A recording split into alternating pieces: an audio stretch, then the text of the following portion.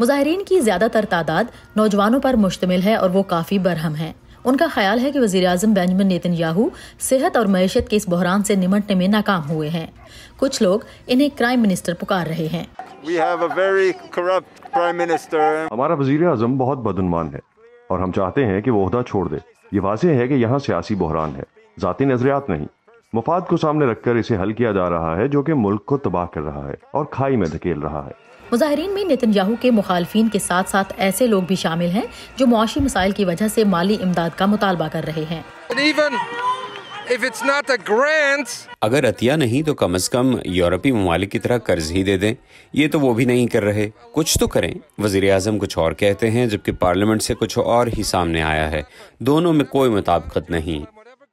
Nitin Yahoo مستقل بے روزگاری الاؤنس، کاروباروں کی تلافی اور عام لوگوں کی مدد کا وعدہ کرتے آ رہے ہیں، تاہم زیادہ تر لوگوں کو ابھی تک کچھ بھی نہیں ملا، اسی لیے وہ نیتن یاہو پر اعتبار نہیں کرتے اور یہ الزام عائد کرتے ہیں کہ وزیر اعظم کو محض اپنے خلاف بدعنوانی کے مقدمے کی فکر ہے۔ یہ ہمارا وزیر اعظم ہے جسے صرف یہی فکر ہے کہ کیسے وہ اس مقدمے اور الزامات سے بچ سکتے ہیں۔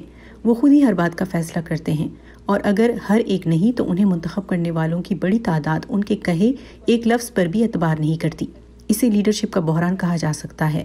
انہیں مستعفی ہو جانا چاہیے۔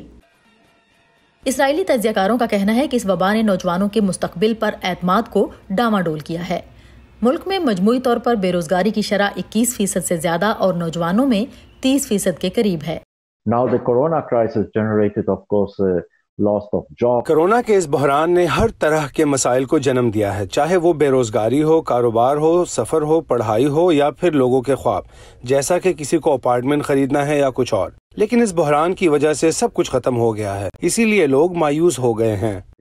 لوگ مایوس ہیں اور اکثر اوقات ان مظاہروں کا اختتام پولیس کے ساتھ جھڑپوں کی صورت میں ہوتا ہے۔ تاہم لوگوں کا کہنا ہے کہ وہ اس وقت تک احتجاج کرتے رہیں گے جب تک تبدیلی نہیں آتی۔